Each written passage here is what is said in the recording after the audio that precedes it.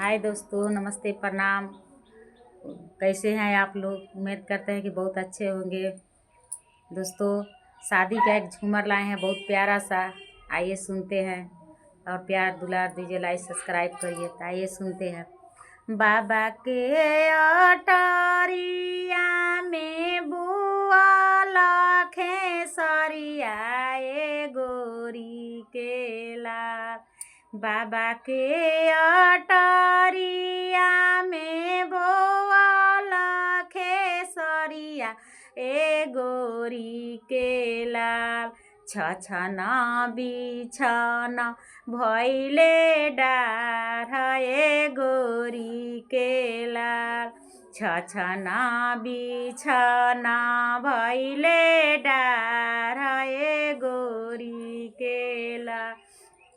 मिली जुली मिली लेहु सखिया सले हरे गोरी के लाल।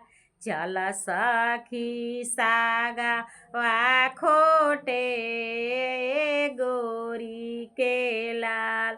चल सखी सागा वा खोटे गोरी के लाल। फार भर खोटनी फारवा भर खोटनी गोरी के लाल। कह सखी ससुरा के बात गोरी के लाल। कह सखी ससुरा के बात गोरी के लाल। ससुरा के बात सखी कहलो ना जाला गोरी के लाल। भइल बारे लड़िका से बियाह गोरी के लाल। भइल बारे लड़िका से बियाह गोरी के लाल। लड़िका भातारवा से बड़ा सुख होला गोरी के लाल। जहाँ पे ठाई तहाँ जा गोरी के लाल। जहाँ पे ठाई तहाँ जा गोरी के लाल। बिरिया के पेठावानी सलैया ले ओइले गोरी के लाल। लाते मुँह के दीह निका चार गोरी के लाल।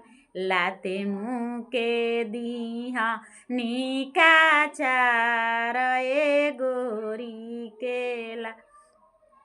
अपना महलिया से सासु निकलली गोरी के लाल। अपना महलिया से गोतिनी निकलली गोरी के लाल। के मारे बबू आहा मारा गोरी के लाल। के मारे बबू आहा मार गोरी के लाल। मरनी ताए सासु तोहर का बिगरनी गोरी के लाल।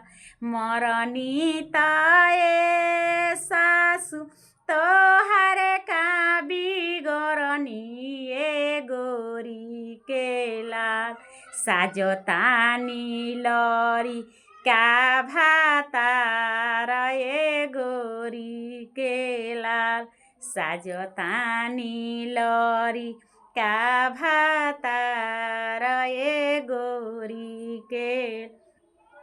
अपना महलिया से ननदो निकलली गोरी के लाल।